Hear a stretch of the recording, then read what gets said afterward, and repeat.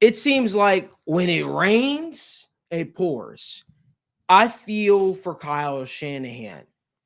It seems like the team is frustrated by losing. It seems the team is frustrated by egos. Marissa, roll the clip. Happened with Devondre Campbell. He didn't play and he went into the locker room at some point. Yeah, he said he didn't want to play today. Play today? Yep. The coaching staff? He did when I asked him why he didn't want to go in. So. During the game or before? No, that was in the third quarter.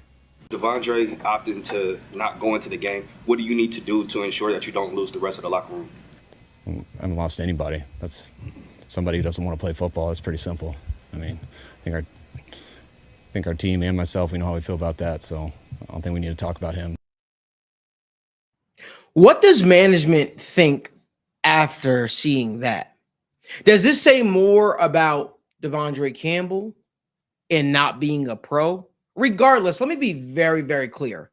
I am in no way, shape, or form blaming Kyle Shanahan for Devondre Campbell's actions. Devondre Campbell is a grown-ass man. He could do what he wants, when he wants. He let his team down by letting his ego get in the way of things. However, does this speak to a larger issue of Kyle Shanahan not having a great hold from a leadership standpoint on his locker room? I don't know. I am not judge, jury.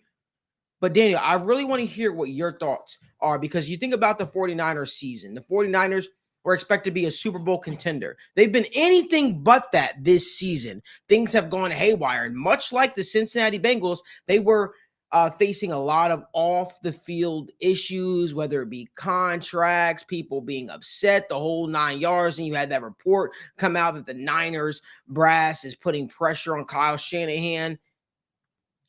I'm really curious to hear what your thoughts are. What are your thoughts are on this situation? What does this say about Kyle Shanahan? And more importantly, what does this say about the San Francisco 49ers moving forward?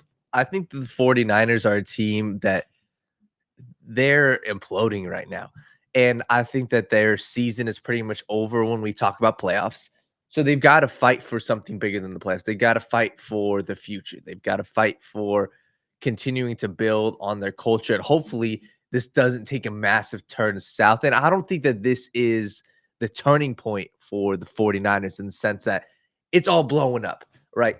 I think that you look at what Kyle Shanahan said, and it would be different if nobody else was speaking about it. But George Kittle went, in his post-game press conference and said, that dude is, not what we talk about when we talk about 49ers football. You look at Charvarius Ward saying the same exact thing, saying that dude is going to be cut tomorrow. I think the sentiment around the entire team, George Kittle even said, I've never been around anybody that's done what Campbell did yesterday. You got to fight for your teammates, and he quit on his team. And I think that Kyle Shanahan is getting saved by that, right? I think that there is definitely some underlying issues with this 49ers team that I'll get to in a second. But this Devondre Campbell thing is a one-off in my opinion, right? I think that this was himself. When you see the players speaking outright against him, that's something we haven't seen all season long. And then when you go and look at what the rest of the season looks like for the 49ers and what everybody else is saying about the 49ers, Malik, their playoff chances are pretty much done, right? They're 5-8. They basically have to win out. Their playoff chances are basically done. And you see people on social media not necessarily bashing Kyle Shanahan, not necessarily bashing Brock Purdy, but this is taking the story out of the 49ers. This is taking the story away from what the actual issue with this 49ers team is. And it's just them not producing. And I look at what Brock Purdy's done recently. He's been an atrocious quarterback recently. And then you go look at Deebo Samuel, right? Deebo Samuel would have been the story on everybody's front pages if this Devondre Campbell thing didn't happen. And the Deebo Samuel thing was earlier this week. He posted on social media saying, hey, I'm not struggling. I'm just not getting the ball enough. And what happened, right? He got the ball and he had a couple of key drops. And then in the post-game press conference, both George Kittle and Kyle Shanahan said, hey, that was a pretty big drop. That would have definitely led to a touchdown, and we definitely needed that one. So I think this team is just in over their heads, and they're just not a juggernaut anymore. And it's almost like when you look at the past couple seasons, this 49ers team was consistent. They were winning at the line of scrimmage, they were winning at the point of attack, but now they're just getting out physical. Then I think that the age is slowly starting to catch up to them, because when you look at the 49ers offensive line, even 2 years ago, it was strong, but it wasn't a top 5 unit. Then last year slowly started getting injured. And this year, Trent Williams has been dealing with injuries. So this 49ers team, they've got themselves, and it's almost kind of funny. We'll talk about the Bengals in a little bit, but they've got themselves at a little bit of a crossroads this year, right? And what I mean by that is, what's your future? Brock Purdy's coming up on a contract extension. Are you going to pay him that massive contract of $40 million a year? Or would you look elsewhere? Because I believe that's what Brock Purdy is going to command, right? I think Brock Purdy is going to command more than a Sam Darnold. And I think that there is a real possibility where you have to ask yourself if you're the 49ers. And we've seen the story play out before, right? The 49ers went to a Super Bowl. They lost in the Super Bowl with Jimmy Garoppolo.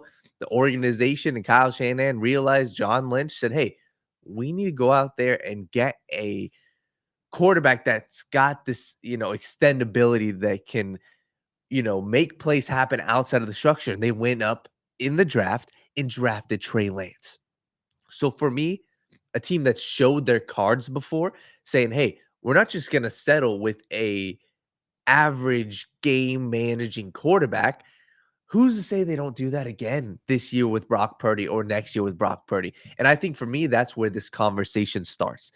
I think that Kyle Shanahan should be on the hot seat, but I believe, and this is a little bit of a change for me from earlier this season, because I was a huge fan of Brock Purdy. And I think Brock Purdy is a game-managing quarterback. I think he's of the same tier, a little bit below that Jared Goff-esque quarterback. I believe that the Brock Purdy decision is going to come before the Kyle Shanahan decision. And I would be, I struggle to see how they don't have an actual conversation about, is it Brock Purdy or is it a draft pick / Sam Darnold for our future at the quarterback position? So I'm curious to see what they do this offseason, but I really think that they're going to have that conversation. And I don't think it's a shoo-in that Brock Purdy is the starting quarterback come 2026. So that's just the 49ers season at this point is kind of lost. And I think you start with the quarterback position, and then you have to retool your offensive line, because we talked about their Super Bowl window. Team Super Bowl windows are typically 2 years long. And after this year, Christian McCaffrey is about to be 30 years old. Trent Williams is not going to be a top 3 left tackle. On the game that the play that they got end of the game, Jared Verse destroyed Trent Williams, and Trent Williams looked a little bit slow. So I think he's dealing with a serious injury right now, and this entire offensive line looks slow. They got to retool the offensive line and the quarterback position. You got to have that conversation about Brock Purdy, because I don't know if I see them paying him more than $25 to $30 million a year for 3+ years. I don't see that.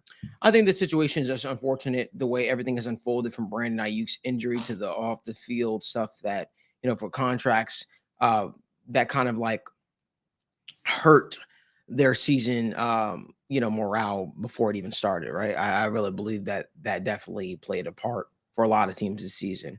But, I'm curious to see what Niners brass thinks, what happens going forward, because no doubt this roster is going to have some turnover. And regardless, you can't have players giving up on the team, quitting on the team, and thinking it's about them or making it about them.